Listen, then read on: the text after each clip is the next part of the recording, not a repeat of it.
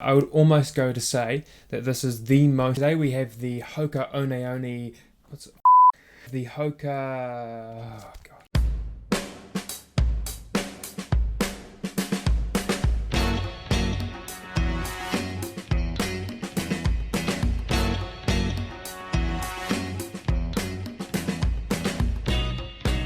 Welcome along to Kiwi shoe review number 2, the second review that I've done so far.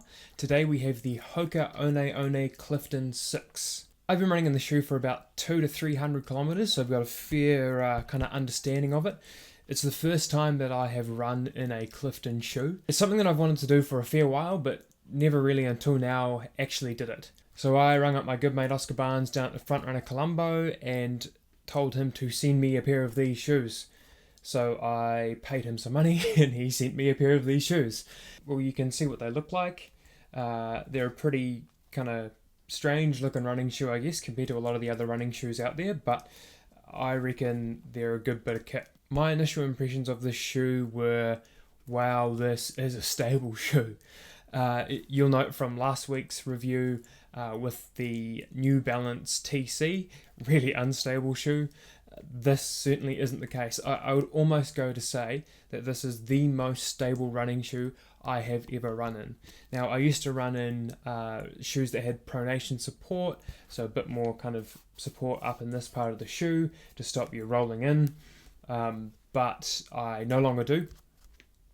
But these shoes, even without extra kind of support there, man, they're stable. And I think some of it probably comes from the fact that they are super, super wide. Now, just in comparison, a couple of pairs of shoes to compare them to, so you'll remember these from last week.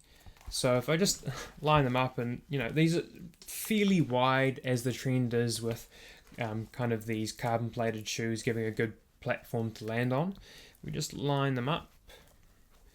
So you can see there that there is a little bit of overlap, so that, the Hoka is a little bit wider. But if I take something like, I don't know, the Boston Boost, man, there's a difference. Line them up. Look at that. That's nuts. Like my entire finger fits there. It's such a good shoe, and it's such a forgiving shoe. I don't think that there is a more forgiving shoe, certainly that I've run in, and potentially not even out there in the market. Like, it's so good. So a few things about the shoe. Obviously it has a massive stack, as you can kind of see here. And you would also then think that big stack means big foam, means a lot of weight. Surprisingly, this shoe feels really light underfoot when you're running in it. I don't understand. And it doesn't feel like the big clunky beast that it looks like. You're running along and it just works. It just seems to tick over nicely. I guess you feel like it's a little bit of a big shoe because you've got such a platform that you're landing on. But other than that, it's not like you're having to drag anything through the air or anything like that.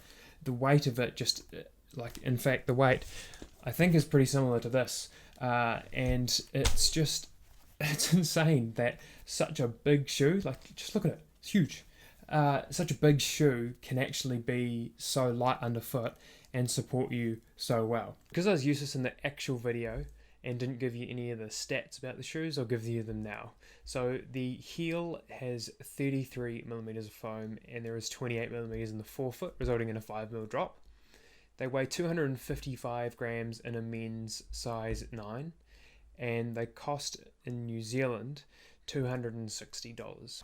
So some of the other little things that I really like about this shoe: pull tab, just surprisingly helpful to get a shoe on and off, especially if you're like me and you do a runner's knot and it ends up being a bit tighter here, it's harder to get on. Man, that just helps so much. This upper is really, really nice. It's a new upper, I think, from what I've seen compared to the previous iterations of the Clifton, and it's just feels nice. It's lightweight, it doesn't hold much moisture. I've taken it out in the wet, and it just doesn't hold any of that weight, which is really, really nice for a running shoe. As you can see, it's a massive heel cup, which I quite like my heel being in something that's quite solid, and there's plenty of cushioning and foam here. Obviously, this isn't a shoe that you're going to go racing in, so it doesn't need to kind of, remove all of this for the sake of weight. It kind of keeps it there for the sake of comfort and kind of added lateral support in there.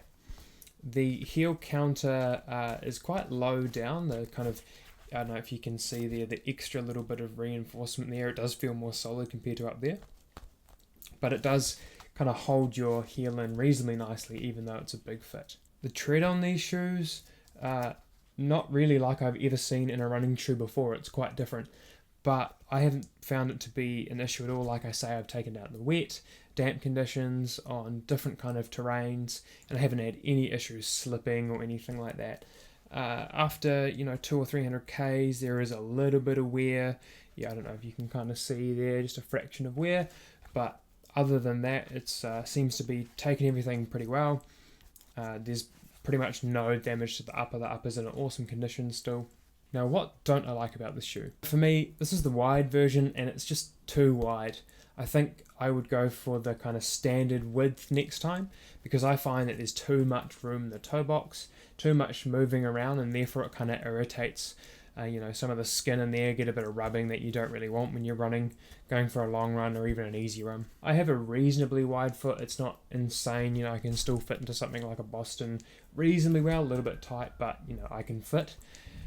This was too much for me. You can see how tightly, I'll just kind of open it up, but you can see how tightly I've laced that shoe. And that's purely because my foot was moving around too much space in the toe box. Now, I would almost go to say that this is the most forgiving shoe that I have run in. It's a shoe that if you don't have the perfect running technique, it's probably going to treat you pretty well. That nice wide base means you can kind of land not quite perfectly, and it's still going to give you the support and the ride that you want. But for someone who does have a better gait, it's not going to get in the way of you running in your nice kind of style. It's light enough that you can kind of carry it through your stride and have good turnover, and it still goes well. It's supporting enough, but not too supporting that you feel like you've got no flexibility in your feet to move around. And it's awesome. Needless to say, I'm a fan of the shoe. Next time, I'll probably get one that is, not the wide version, or there's a knit version that I might try next time. That could be cool. Otherwise, great shoe. I use it as my easy running shoe because it's perfect for that. Like I say, super forgiving, can be used in long runs as well. So if you've liked this video, please like and subscribe to the channel so you can get more videos like this in the future.